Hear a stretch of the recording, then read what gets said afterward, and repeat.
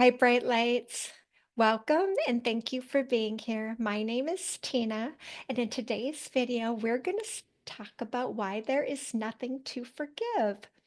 But first, I would like to do a little bit of housekeeping and thank all of the new subscribers. And I'd also like to thank a few people that have been very supportive of me as I've come back on YouTube and I've started putting out videos on a more regular basis. And I've had three people that I wanted to shout out and give thanks to. The first being Lisa.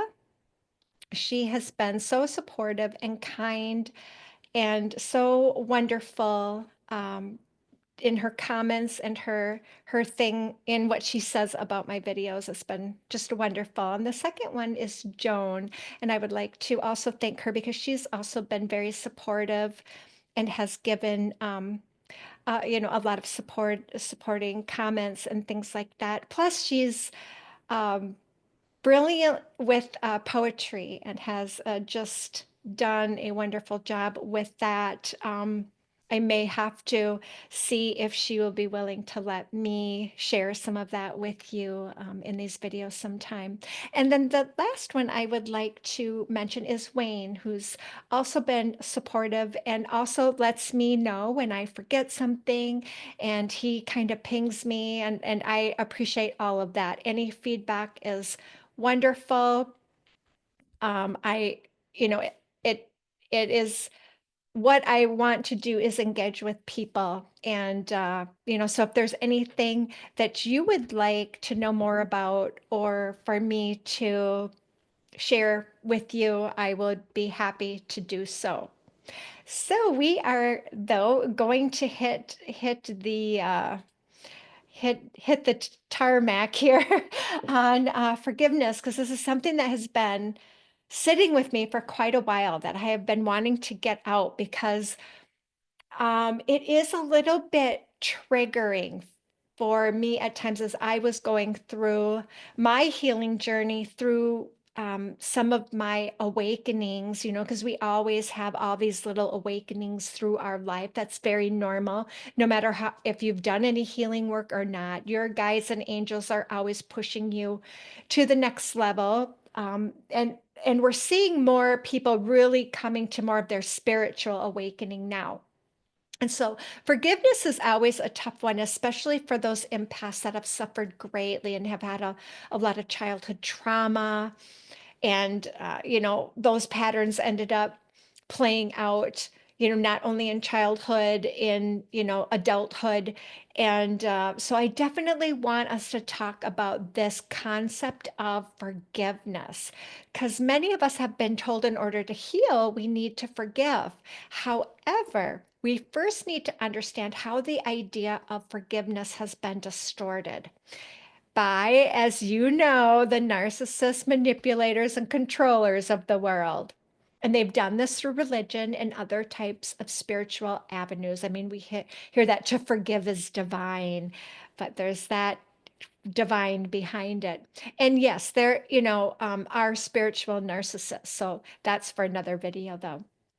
And why has this idea of forgiveness been so distorted?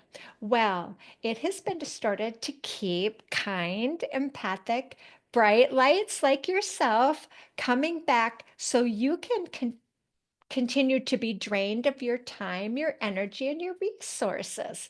So, through this video, I would like to take some of the pressure off of everyone who's on their awakening journey, because it is not necessary for you to forgive someone. You need to leave that up to source to do, because people need to own their own crap. And you running around telling, I forgive you and I forgive you, handing them out like they're pardons for people without those people becoming accountable is enabling them. So we want people to become accountable. And even worse are the ones that ask to be forgiven with no plan to do any reflection or any change. And I had this experience I want to share briefly with you that I actually had at a place that I had worked at, and it was somebody that I was supervising. And I was given this person to supervise because she was incredibly difficult to work with. She was stuck in her patterns, and this is very common. I am not judging her or putting any blame or anything. It was just very obvious. She was causing a lot of drama in the workplace. There were no departments wanted to work with her. And so I was given, because I'm a very empathic person and I'm always willing to try to help someone if they're willing, to listen, to see their patterns and be able to change. However, that was not the case. So, in one particular instance, I was supposed to be copied on any emails she had to a particular department.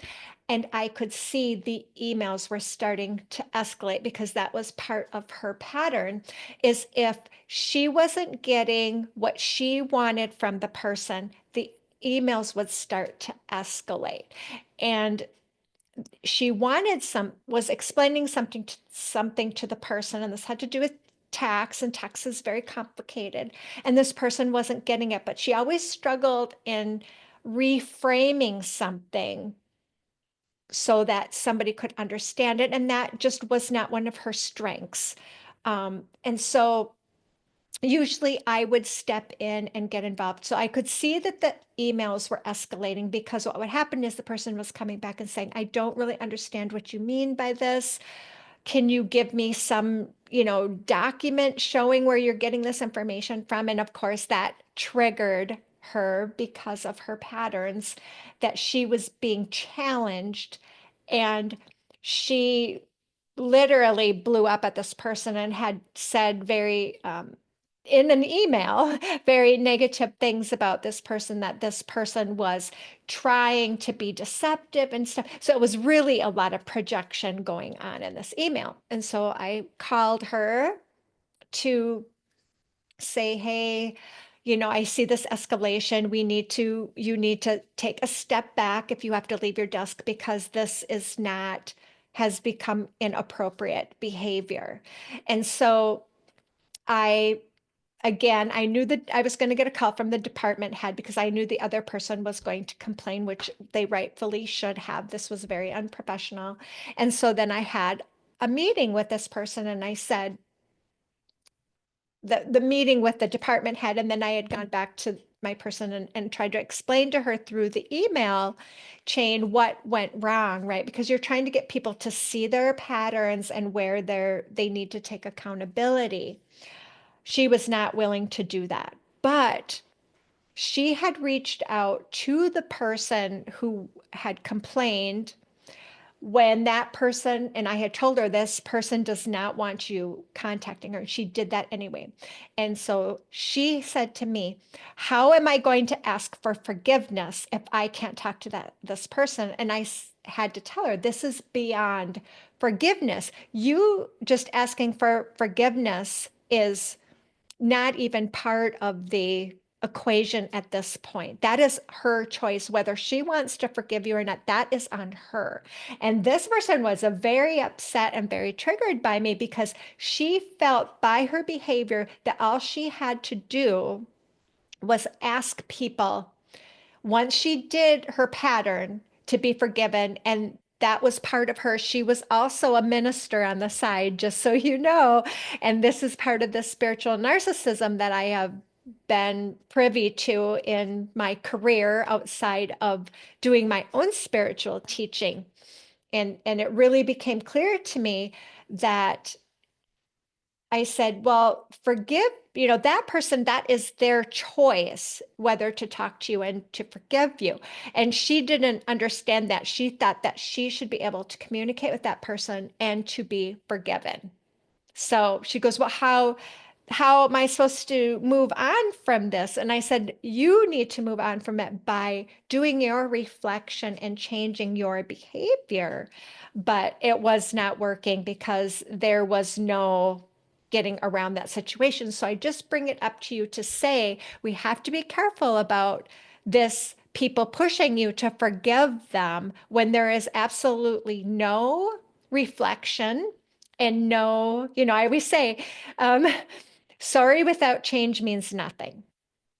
Okay, so if you're focusing on forgiving someone who hurt you, this can actually create more pain, more stuckness, and feelings of victimhood and guilt, because there's a lot of anger and hurt around the abuse of this person, and you know that you are supposed to release it, but you're still focusing on the abuser. So the goal is to shift off of the abuser, um, and start to focus on doing your healing work and just understanding that what they did is their karma to clean up. And like I said earlier, letting source figure that how that's going to go, And so we want you to get back to you and you on your healing journey. When you have done enough healing work, forgiveness happens naturally.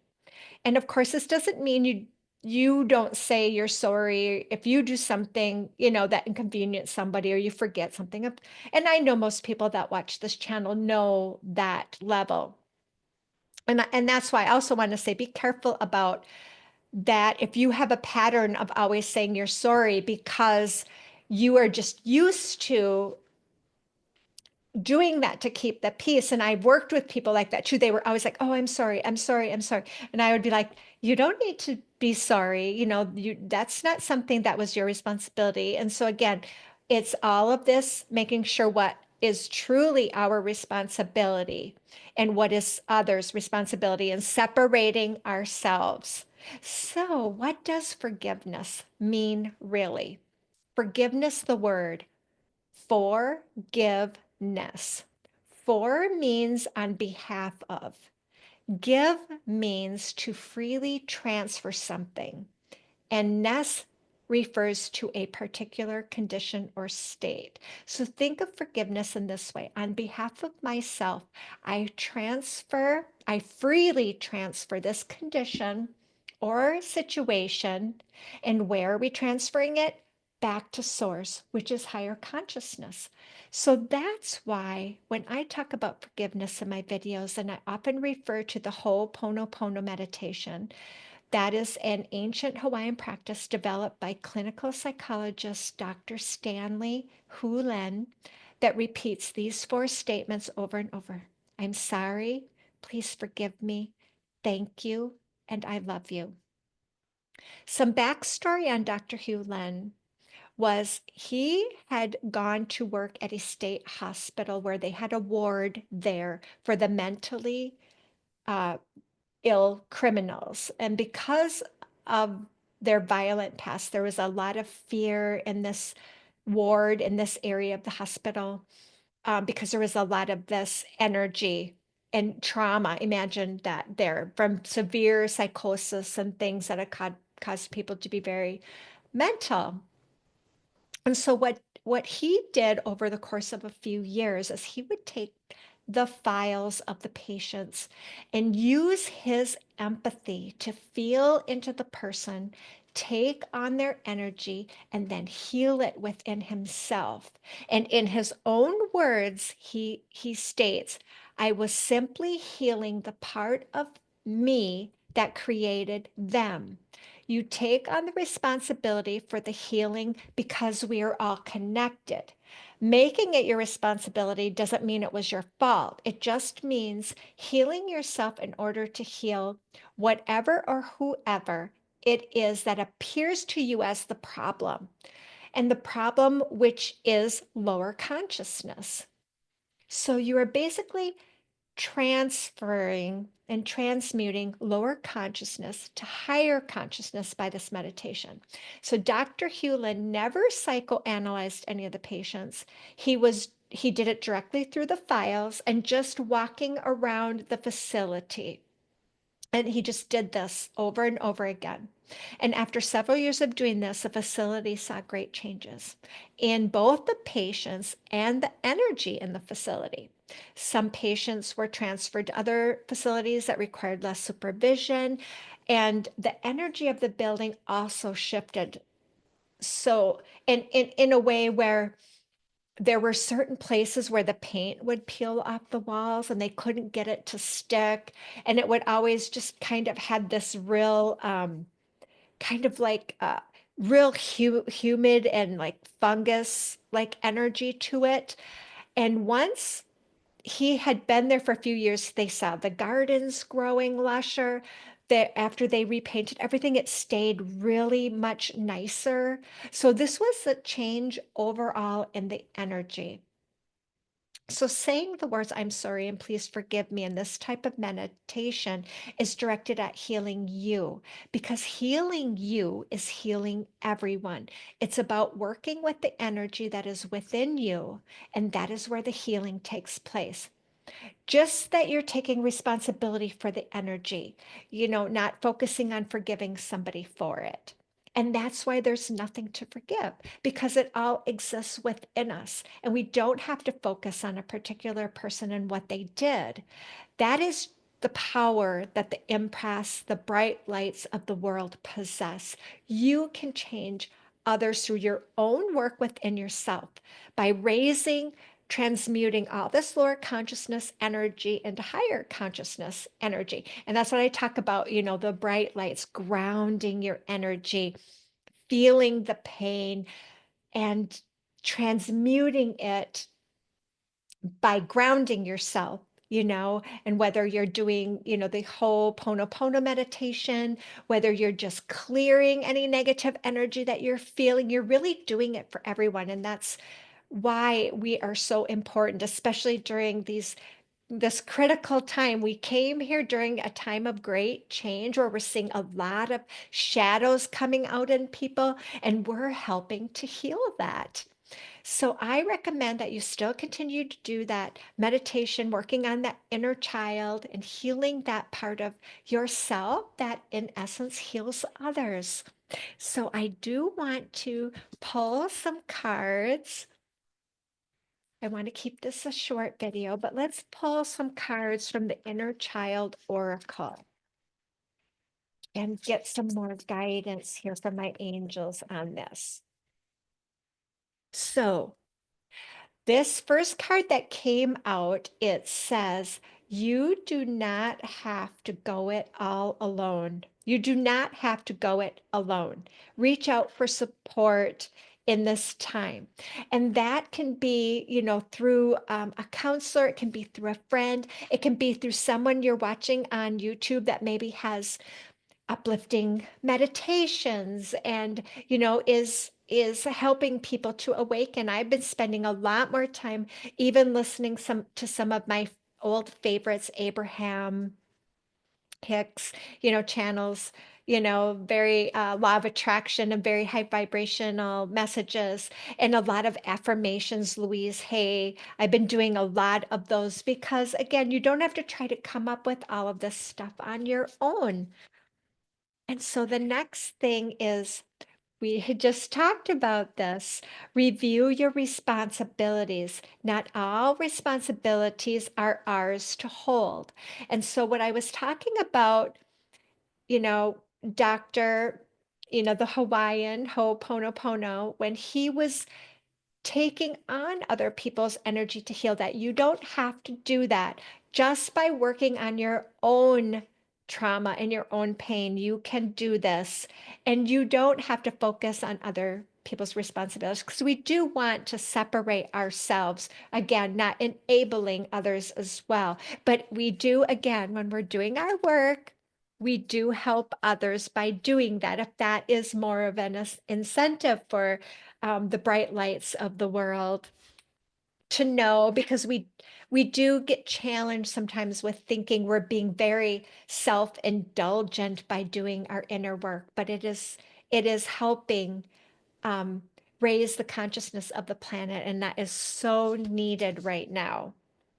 And I love this one. It's time to celebrate. Cultivate an air of celebration today. Remember how far you've come. Remember what you have become conscious of, what you've become aware of. Remember about all the wonderful things that are happening every day in the world. There is one YouTube channel that is This lady posts a something good every day, and then there's another gentleman I watch who does, I think weekly, or it might be even every couple weeks. He does post good things happening in the world because there's so much happening that we don't know. Because again, media tends to focus on what is going wrong in the world because it drives interest and intensity and this polarity that keeps you coming back because you're, oh my gosh, the world's coming to an end. I need to know more and more, like the old soap operas used to do that we used to watch, where, oh my God, you just couldn't wait to see the next episode to see what happened. But we want to do that in a more positive way to keep ourselves in a good place right now because no matter what is happening in the world, and that's a lot of that collective consciousness, we have a lot more control and power than we give ourselves credit for in our life. We don't have to be victims. And I'm going to pull one more. And this one, it says seek guidance in this. So there's something maybe that you are looking for guidance, and it's about seeing it with a different perspective. So that's another message here tied in um, with that energy of just starting to change our perspective about things and about forgiveness. And then I want to pull one mantra from the Healing Mantra deck that we can end with from the Matt Kahn, Angels and My Guides.